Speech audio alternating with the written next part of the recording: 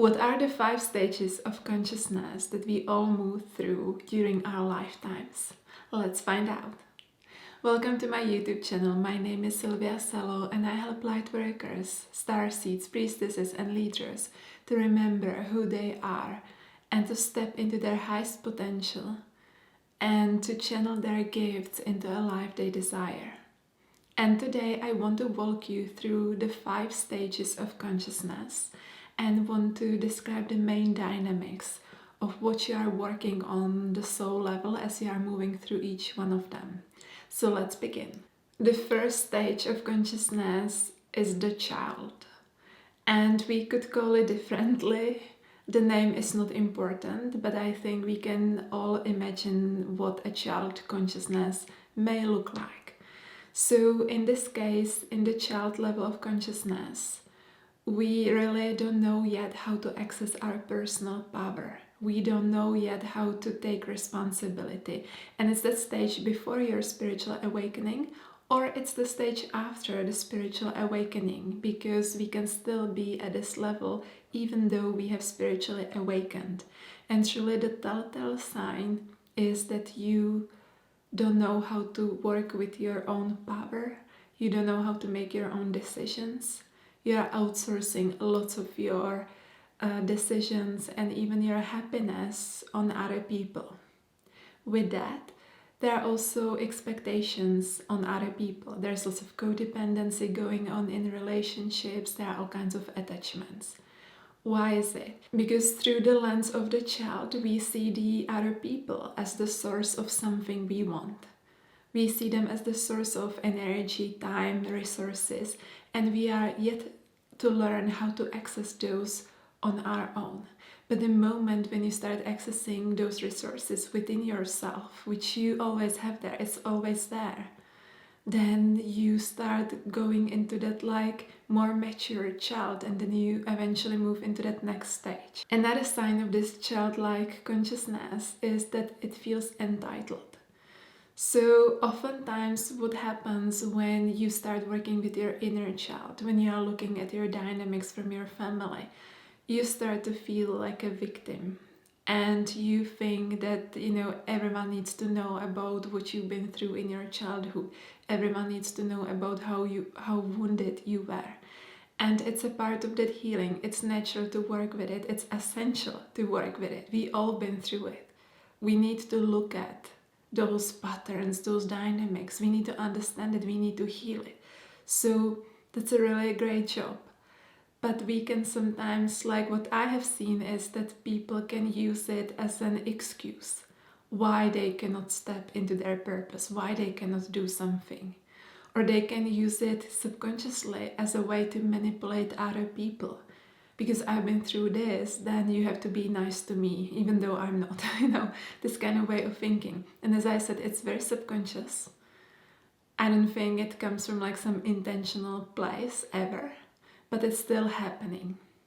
Now, the next stage is the Lightworker stage.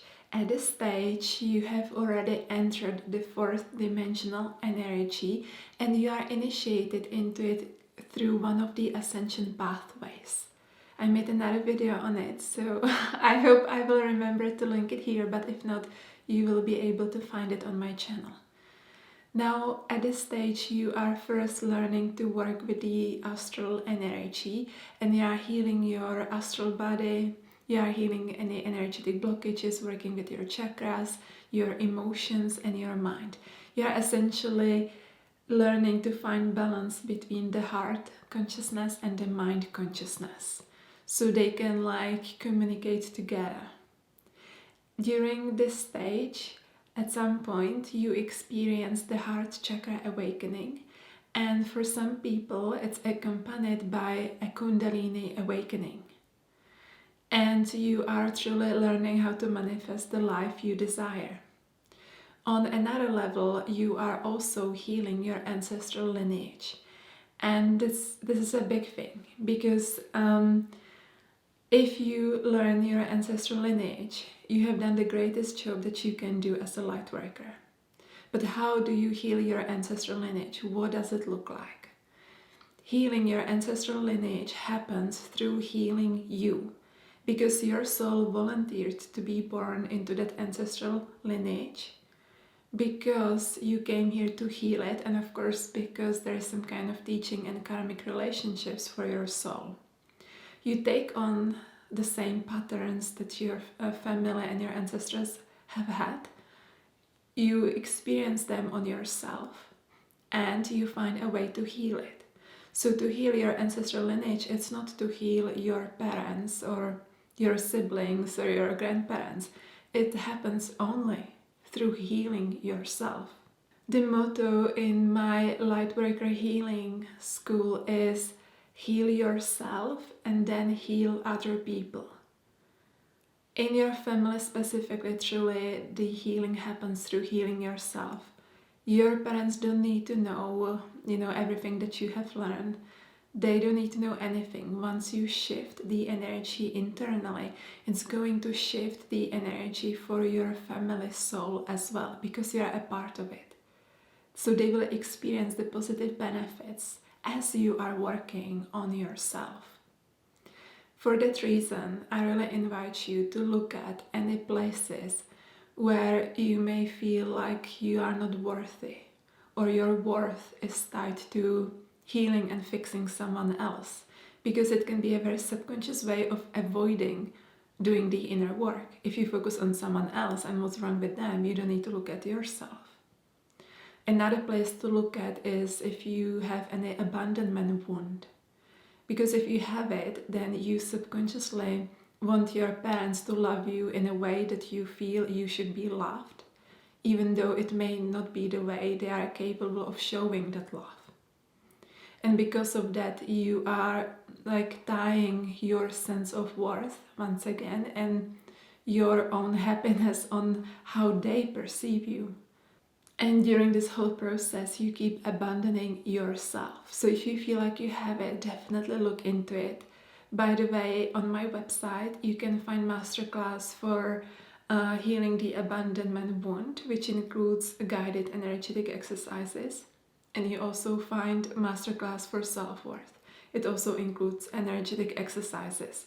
So if you want more guidance, you can check my website, and you find them in the online shop section, and you get access instantly, and you can work alongside with those masterclasses to start unraveling this. And then look at any places where there may be some kind of codependency between you and your family. As long as you have attachments and expectations on how other people should change, how they should love you, you are not healing it. You are focusing on the wrong things. You need to liberate yourself from those expectations by looking at which part of you is emotionally codependent with them, which part of you is tied to how people perceive you, and heal that part. That part of you needs you. It doesn't need those other people, it needs your attention. You need to learn to parent yourself.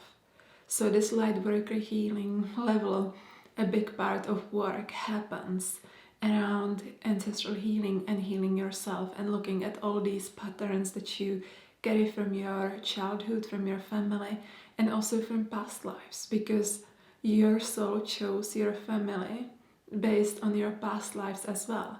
Because in your family, since you were born, you are exposed to some dynamics that are supposed and designed to heal things from your past lives as well. So it works hand in hand together.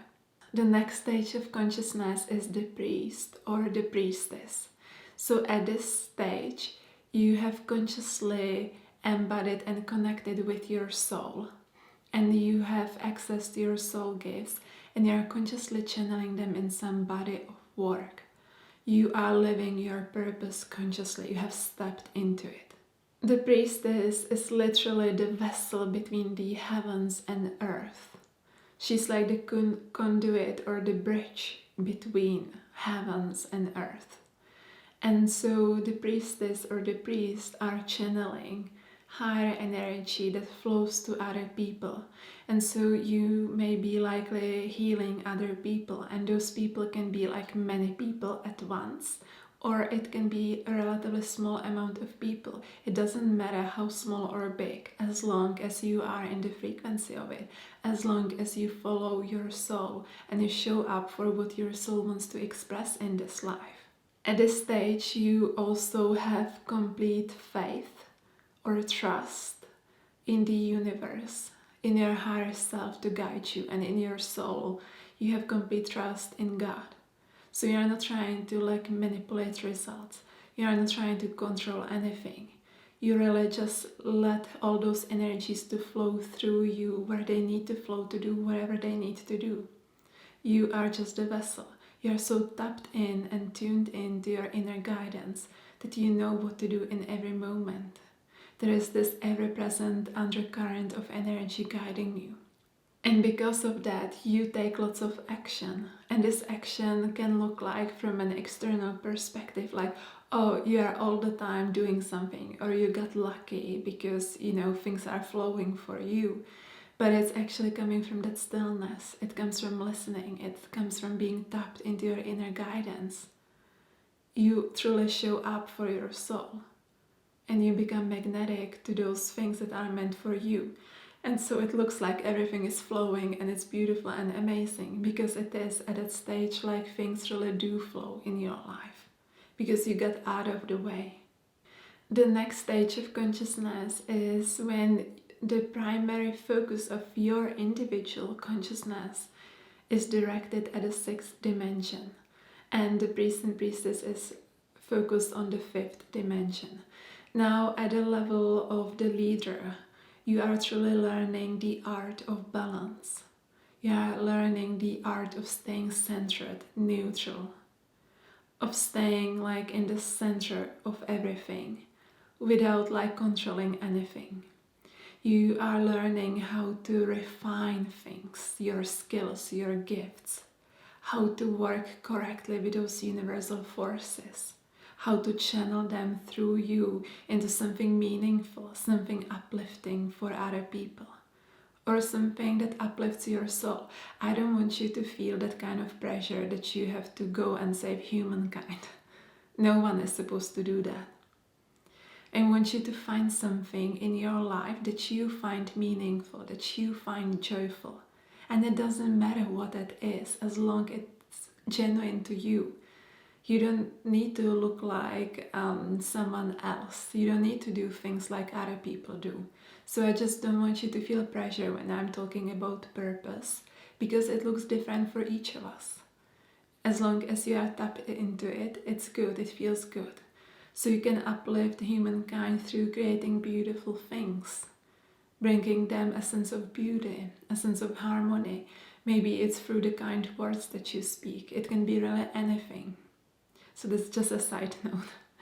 At the level of being a leader, the main focus of the leader is to align their life with their integrity and their values. So they are truly here to walk the talk, and they lead other people by not telling them what to do, but by embodying what they believe, by embodying their soul's gifts, by embodying their values, by creating a life around it. So when someone taps into their energy, it's so clear what they are about. Their energy is very pristine, it's very refined.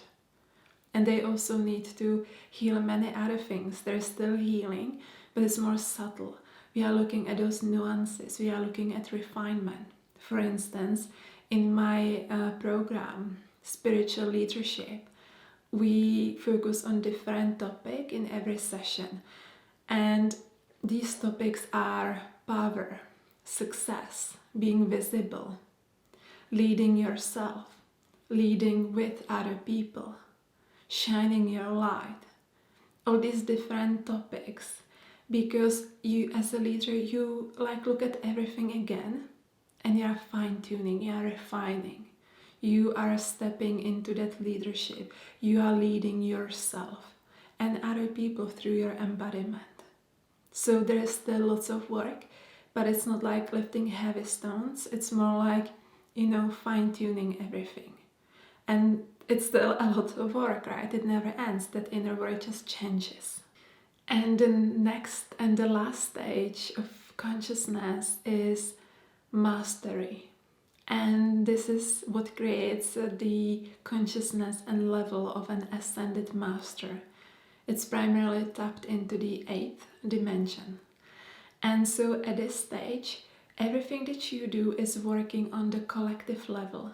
And so you may be a master who is like doing lots of things privately. Maybe none of your work is visible anywhere, like in the books or guiding events or having an online business.